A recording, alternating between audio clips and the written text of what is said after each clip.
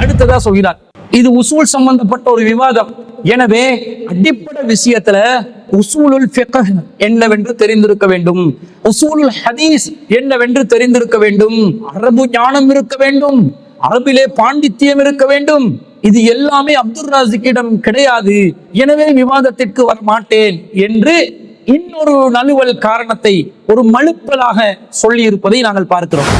CTJ Abdul Rasik உங்களுக்கு விவாத அழைப்பு கொடுத்துள்ளார். அதற்கான பதில் என்ன?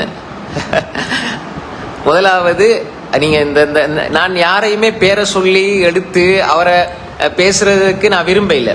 முதலாவது இந்த நீங்க சொன்ன நபர் குர்ஆனை சரியா ஓதுறதுக்கு பழக சொல்லுங்க. அல்லாஹ்வுக்காக வேண்டி நான் மனசை கவலையோட சொல்றேன். குர்ஆனை கொஞ்சம் எடுத்து தஜ்வீதோட ஓத சொல்லுங்க. அடுத்தது ஹம்து ஸலவாத்தை ஒழுங்கா சொல்ல சொல்லுங்க. அந்த சாது பாது உச்சரிக்க அதை கொஞ்சம் பார்த்துக்க சொல்லுங்க. சரியா? முதலாவது குர்ஆனை ஓத சொல்லணும். சூரா அல் ஃபாத்திஹாவை ஒழுங்கா ஓதணும். அது மாதிரி குர்ஆனை ஓத சொல்லி குர்ஆனை படிக்கணும். சரியா? குர்ஆனை நல்ல தஜ்வீத் முறைப்படி சட்டத்திட்டங்களை பேணி அழகா ஓதுறதுக்கு படிக்க சொல்லுங்க இவருக்கு. சரிதானே? நிறைய பட்டங்கள் பின்னால போடுறது முக்கியம் இல்லை. குறித்த விடயத்துல நம்ம என்ன படிச்சிருக்கிறோம் மார்க்கத்துல அதைத்தான் பார்க்கணும். வேண்டாம் நீங்க ஒரு லேப்டாப்பை வச்சுக்கிட்டு ஒரு லைவ்ல பேசுறதால அல்லது ஒரு கேமராவை முன்னுக்கு வச்சுட்டு 4 பேருக்கு பயன் பண்ணதால அறிஞர் நினைச்சிருவானோ. எங்களுக்கு இப்போ உங்களுக்கு எல்லாமே இப்ப சாதாரண பொதுமக்கள் ஒரு ஆள் பார்க்கும்போது பாத்தீங்கன்னா நல்லா கொடுக்குறாரு, நல்லா சொல்றாரு, அப்படி சொல்லாரு இப்படி சொல்லாண்டு நமக்கு விளங்குது. அவங்க ஹதீஸை வாசிக்கும் பொழுது, ஹதீஸை மொழிபெயர்க்கும் பொழுது அவங்களோட வள்ளல் எங்களுக்கு விளங்குது. ஏன்னா இது குறைக்காக அந்த குறைச்சி மதிப்பிட்டு அப்படி சொல்ல இல்லை. நான் விவாதத்துக்கு நீங்க சொல்றீங்களே அறிஞர், முதல்ல குர்ஆனை ஓத சொல்லுங்க, அழகான முறையில குர்ஆனை படிக்க சொல்லுங்க, தஜ்வீதோட ஓத சொல்லுங்க. அதுக்கப்புறம் இன்ஷா அல்லாஹ் அதுக்கப்புறம் அடுத்த விஷயங்களை பார்ப்போம். அப்போ நம்ம என்ன கேட்டோம், அரபு மொழி தெரியணும். ஏன் தெரியணும்? இப்ப நான் கேட்கிறேன், அல் மனாருல் முனீஃப் இது யார புத்தகம், எந்த அறிஞர் எத்தனை பக்கத்துல சொல்லிக்கிறார், இதோ வாசிங்கண்டா என்னத்தை வாசிப்பாங்க? நான் சொல்றேன் இந்த ஹதீஸ் ஷாதுண்டு, அவருக்கு ஷாதுன்னா என்னன்னு தெரியணுமே. அன்றைக்கு நான் இதை சொல்லிக்க பிறகு யார்கிட்டயோ போய் கேட்டு கொஞ்சம் எழுதி பாடமாயிட்டு பேசினாரு. ஏன்னா ரெக்கார்டிங் தானே, கட் பண்ணி இந்த மாதிரி லைவ்ல பேசுறது இல்லையே.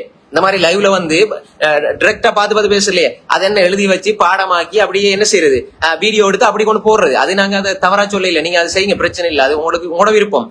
அசல்களை பேசுறதுன்னா தகுதி தேவையில பேசலாம். ஃபுரூகளை பேசும் பொழுது அல்லுகால் அரபியா தலைப்பு போடுறோம், அரபு மொழி இலக்கியம் தலைப்பு போட்டு நாங்க டிபேட் செய்யலாம் தானே. இப்ப இதுக்கு எந்த தகுதி தேவை நீங்க சொல்லுவீங்களா? பைத்தியார் தான் சொல்லுவான். நான் சொல்ல தகுதி தேவை, நஹு தேவை, சரஃப் தேவை, பலாகா தேவை, எல்லாம் தேவை, அதப் தேவை, எல்லாம் தேவை. அரபு மொழி அதெல்லாம் தேவையில்லை. நீங்க வாங்க நாங்க பேசுவோம். அதுதான் நான் சொல்றேன். நீங்க இப்ப சிங்கள மொழியில நான் உங்களை கூப்பிட்டா இலக்கியம் கூப்பிட்டா நான் பைத்தியாரன், அல்லது நீங்க என்ன கூப்பிட்டா நான் தெரியாதுன்னு சொல்ல போறேன். அன்பிற்குரியவர்களே, நாங்க விவாதத்துக்கு தானே அழைக்கிறோம். விவாதத்துக்கு அழைச்சா ஒரு அடிப்படை விஷயத்தை பேச போறோம் என்று தெரியாமல் அழைக்கிறோம்.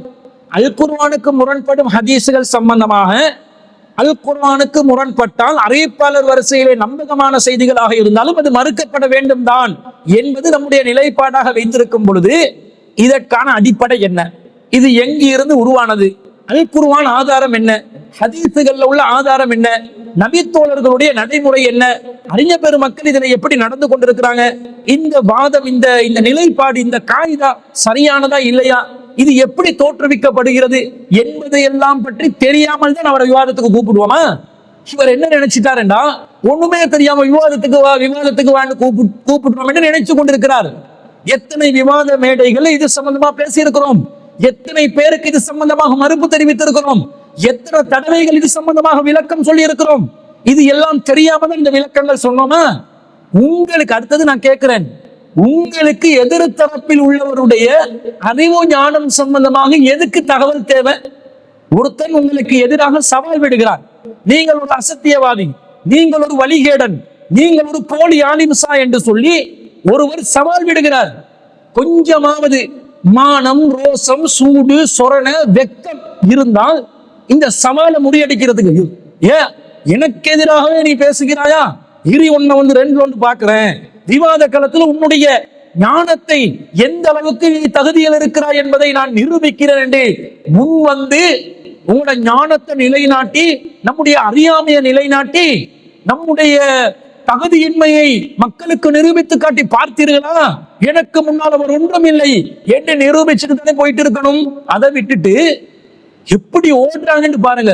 இந்த மாதிரி ரேஸ் ஓடுறார்கள் யாரையுமே நாங்க பார்த்ததில்லை. அப்படி நழுவல் அடுத்தவன் தகுதி என்னன்றது இவர் தீர்மானிக்கணுமாம். இவர் பெரிய அல்லாமா, இவர் பெரிய குத்துபுல் அக்தாபு, இவர் பெரிய கிபாருல் உலமா, இவர் எல்லாரையும் பார்ப்பாராம்.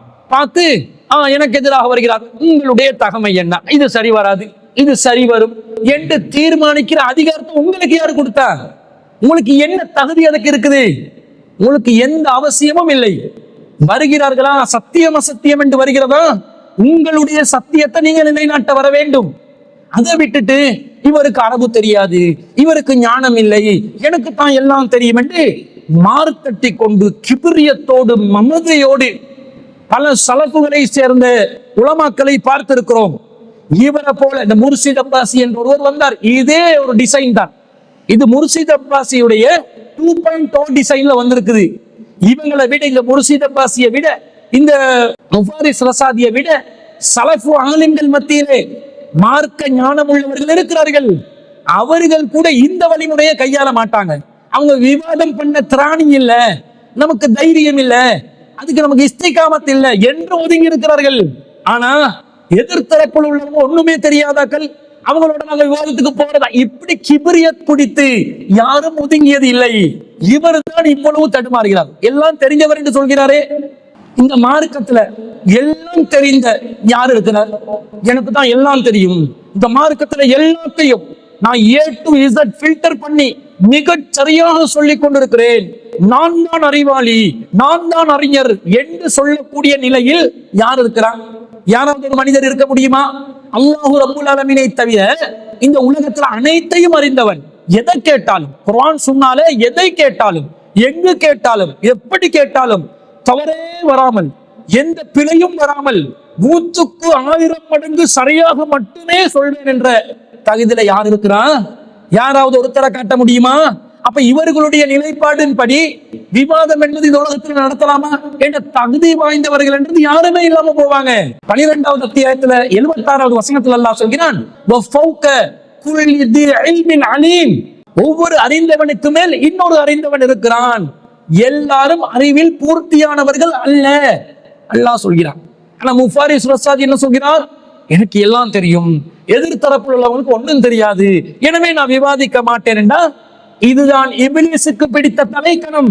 இபிலிஸ் அல்லாஹ்வுடைய சன்னிதானத்திலிருந்து துரத்தி அடிப்பதற்கு காரணமாக இருந்த தலைக்கணம் தற்பெருமை, கிபிரியத்.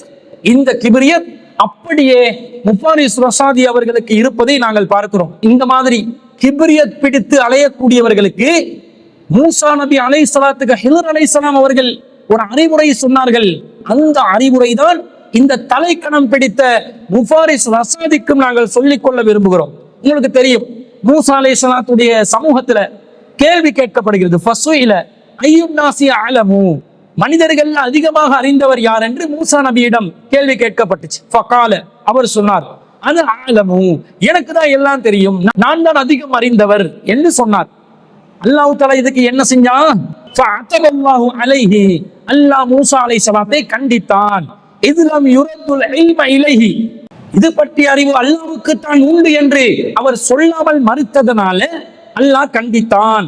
ஃபஅஹல்லாஹு இலைஹி அன்ன அபதன் மின் இபாதி பிமஜ்மஇல் பஹ்ரைனி ஹுவ அலமு மின்க, என்னுடைய அடியார்களில் ஒருவர் இருக்கிறார், 2 கடல்கள் சங்கமிக்கும் இடத்தில் இருக்கிறார், அவர் உம்மை விட அறிந்தவர் என்று அல்லாஹ் தஆலா ஹிதர் அலைஹிஸ்ஸலாம் அவர்களிடம் சென்று மூசா அலைஹிஸ்ஸலாம் பல பாடங்களை படிக்க வேண்டும் என்று அல்லாஹ் கட்டளையிட்டான்.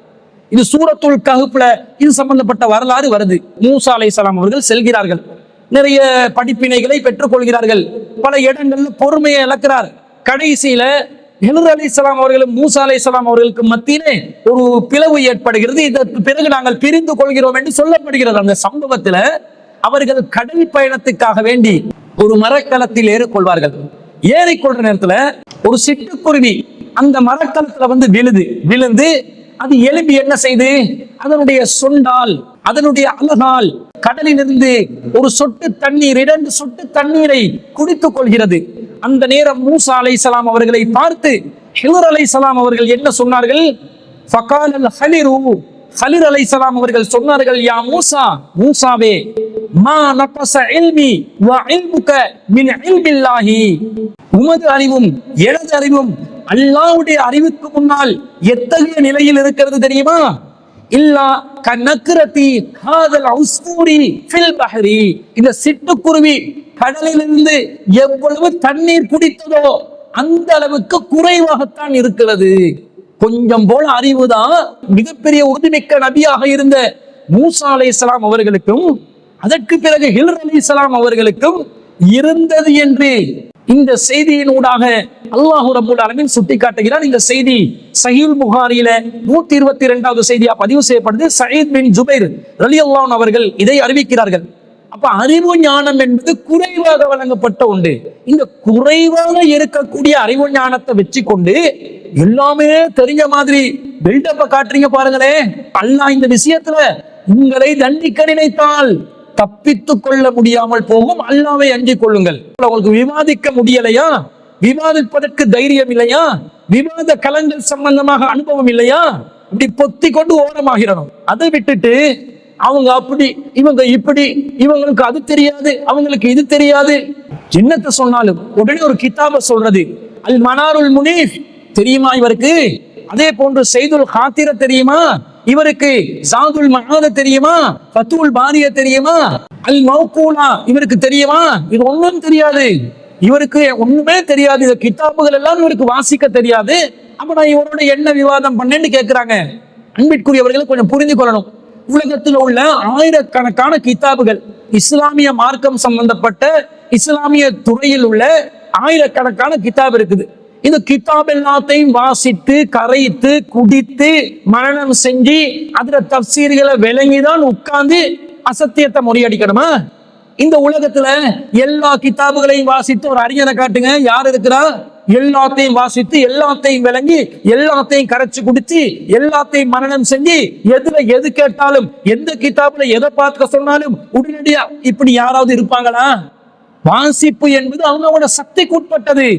விவாதம் என்று வரும்போது நான் எதை வாதமாக முன்வைப்பேனோ, எதை ஆதாரமாக முன்வைப்பேனோ அந்த விஷயத்தை வாசித்து மொழிபெயர்த்து விளக்கி வாதங்களை நிறுவுவதற்குரிய போதிய அறிவோடு தான் நான் வைப்பேன். அதுக்காக அந்த கிதாபை வாசிக்கணும் இந்த கிதாபை வாசிக்கணும் என்ன? இது கிதாபு வாசிக்கிற போட்டியா நடக்குது? அரபு உலகத்துல காரிகள் குர்ஆனை ஓதக்கூடியவர்கள் நல்ல அழகான திலாவத்தை யாரு செய்வார்கள் என்று போட்டி போட்ட மாதிரி அதிகம் கிதாபு வாசிப்பவர் யார்? வேகமாக கிதாபு வாசிப்பவர் யார்? கிதாபுகளை சரளமாக வாசிப்பவர் யார்? அர்த்தம் செய்பவர் யார்? தர்ஜுமா தெரிஞ்சவர் யார்? இதுக்கு போட்டி நடக்குதா? எதுக்கு கூப்பிடுறோம்? எது சத்தியம் எது அசத்தியம் என்பதை விளங்கிக் கொள்வதற்காக கூப்பிடுறோம். அதை விட்டுட்டு என்ன செய்யக்கூடாது? அறிவை நிலை நிறுத்துறதுக்காக பெருமையை காட்டணும், 4 பேருக்கு தெரியணும். நாம ஜாதுல் மாத வாசிச்சிருக்கிறோம், நாம செய்துல் ஹாத்திரை வாசித்திருக்கிறோம், நாம் அல் மௌகூலாவை வாசித்திருக்கிறோம், எங்களுக்கு அது தெரியும் இது தெரியும் என்று காட்டுறதுக்காக, புலமையும் பாண்டித்யத்தையும் காட்டுவதற்காக வேண்டி முன்வைக்கின்ற ஒரு போலியான பெருமைக்குரிய ஒரு வாதமாகத்தான் இந்த வாதம் இருக்கிறது. இப்ப இதுதான் போட்டியாக இருந்தா, யாருக்கு அரபு வாசிக்க தெரியும் என்பது போட்டியாக இருந்தா, முஃபாரிஸ் ரசாதிக்கு நாம் ஒரு சவால் விடுகிறோம். என்ன சவால்? நாங்க சில புத்தகங்களை கொண்டு வருவோம். கொண்டு வந்து உங்களுக்கு அந்த மேடையில இந்த புத்தகத்துல எத்தனாவது பக்கத்தை வாசிங்க என்று சொல்வோம். உதாரணத்துக்கு சொல்வதாக இருந்தா மஹ்மூத் இப்னு அப்துர் ரஹ்மான் அவர்களுடைய அல் குத்துபி ஒரு லாஜிக் புக், அது லாஜிக்குகள் சம்பந்தப்பட்ட ஒரு புத்தகம். இதுல வந்து மந்திக் சம்பந்தப்பட்ட பல செய்திகள் உள்ளடக்கப்பட்டிருக்கும். அதை எடுத்து கொடுத்து இதை வாசிங்க, இதுல ஆரம்பம் முதல் இறுதி வரை நாங்க சொல்ற பக்கங்களை வாசிச்சு அதை அப்படியே அந்த இபாரத்துகளை சரியா மொழிபெயர்த்து அதுல வரக்கூடிய விளக்கங்களையும் தத்துவங்களையும் நீங்க மக்களுக்கு விளக்கி சொல்லணும் என்று சொன்னா உங்களால் விளக்கி சொல்ல முடியுமா? சவாலை ஏற்றுக்கொள்கிறீர்களா? இதுக்கு ஒரு மேடையை போடுவோமா? அடுத்தது அலாவுத்தீன் அல் மாரிதீன் அவர்களுடைய ஒரு புத்தகம். என்ன புத்தகம்? அல் மாரிதீனி என்ற ஒரு புத்தகம் இருக்கிறது. அந்த கிப்லா திசை சம்பந்தப்பட்ட தொழுகை நேரம் சம்பந்தப்பட்ட கணித முறைகள் உள்ளடக்கப்பட்ட ஒரு புத்தகம். அதுல சில பக்கங்களை தருவோம், வாசிச்சு காட்டி எங்க முபத்ததா வருது, எங்க ஹபர் வருது, எங்க நஹ்வு இருக்குது, எதுல சர்ஃப் எப்படி வந்து இருக்குது, திக்காமல் திணறாமல் தடுமாறாமல் அப்படியே கிறிஸ்டல் கிளியரா வாசிச்சு சரளமா வாசிச்சு மொழிபெயர்த்து மக்களுக்கு விளக்கம் சொல்வதற்கு முஃபாரிஸ் ரசாதி தயாரா? உங்களுக்கு செய்ய முடியுமா? சவாலை முடியும் என்றால் ஏற்றுக்கொள்ளுங்கள். அடுத்த புத்தகம் அலி பின் முஹம்மது அல் கௌசிஜியின் தஸ்ரீஹுல் அஃப்லாக் என்ற வானியல் சாஸ்திரம் சம்பந்தப்பட்ட ஒரு புத்தகம். அதுல வானியல் சாஸ்திரம் சம்பந்தமாக அரபு மொழியில பழமை வாய்ந்த அரபுல விரிவாக எழுதப்பட்ட ஒரு நூல். அந்த நூலை கொண்டு வந்து தந்து சில பக்கங்களை சொல்வோம். அந்த பக்கங்களை வாசிச்சு கிளியரா திணறாமல் தடுமாறாமல் உங்களால் மொழிபெயர்க்க முடியுமா, வாசிக்க முடியுமா, மொழிபெயர்க்க முடியுமா, விளக்கம் சொல்ல முடியுமா என்று கேட்டால் உங்களுடைய அரபு ஞானத்தின் தகமை என்னவென்பதை மக்கள் உடனடியாக புரிந்து கொள்வார்கள். இந்த 7 வருஷம் 8 வருஷம் அரபு மதரசாக்கள்ல நீங்க எந்த அளவுக்கு குப்பை கொட்டுறீங்கன்றத நாங்க மக்கள் மத்தியில பகிரங்கமாக பேச ஆரம்பிச்சோம்னா மௌலைமார்கள் எல்லாம் ஒரு மாதிரி ஆகிடுவாங்க. அல்லல்லா, தேவையில்லாத ஒரு தலைப்பா இது மாறுது, நம்முடைய மானம் போக போகுது என்று தேவையில்லாமல் திணறுவார்கள், தடுமாறுவார்கள். அதனால இந்த விஷயத்தை நாங்கள் இத்தோடு முடித்துக் கொள்கிறோம். நீங்கள் அரபு படிச்ச லட்சணங்கள், எந்த அளவுக்கு அரபுல ஞானம் இருக்குது, ஞான சூனியங்களாக எப்படி இருக்கிறீங்க, எப்படி உங்களோட இந்த மௌலவி என்ற பட்டத்தோட உங்களோட காலங்களை ஓட்டுறீங்கன்றத அக்கு வேற ஆணி வேறாக தோலுரிச்சு காட்டுவோம். சும்மா பந்தா காட்டக்கூடாது. அரபு என்பது ஒரு மொழி. அந்த மொழிக்குள்ள இடத்தை மொழிக்குரிய இடத்துல வைங்க. அந்த மொழியை எடுத்துக்கொண்டு யாருக்குமே உலகத்துல தெரியாத ஒண்ணு இந்த குறிப்பிட்ட ஒருத்தர் 2 பேர் 100-200 பேர் படிச்சு கொண்டு அவங்களுக்கு மட்டும்தான் விளங்கின மாதிரி ஆல்பர்ட் ஐன்ஸ்டைன் மகன்மார்கள் மாதிரி ஒரு பில்டப் பந்தாவா காட்டுறீங்களே, இந்த பந்தாவை நம்மிடத்தில் காட்ட வேண்டாம். ஒரு மொழிக்குள்ள நிலை என்ன, மொழியின் இலக்கணம் என்ன, இலக்கியம் என்ன, அது எந்த அளவுக்கு அந்த மொழிக்குள்ளே ஆழமாக செல்லலாம் என்பதை பற்றி ஞானம் நமக்கும் இருக்கிறது. அது இல்லாமல் இல்லை. சும்மா இதை வச்சு பில்டப் காட்டி கொண்டு இருக்கக்கூடாது. எனவே அன்பிற்குரிய சகோதரர்களே, முஃபாரிஸ் ரஷாதி இந்த அரபு ஞானம் சம்பந்தமாக வைத்த போலியான குற்றச்சாட்டு விவாதம் செய்வதற்கு தகுதியை தீர்மானிக்கும் ஒன்று அல்ல என்பதை மக்களாகிய நீங்கள் புரிந்து கொள்ள வேண்டும்.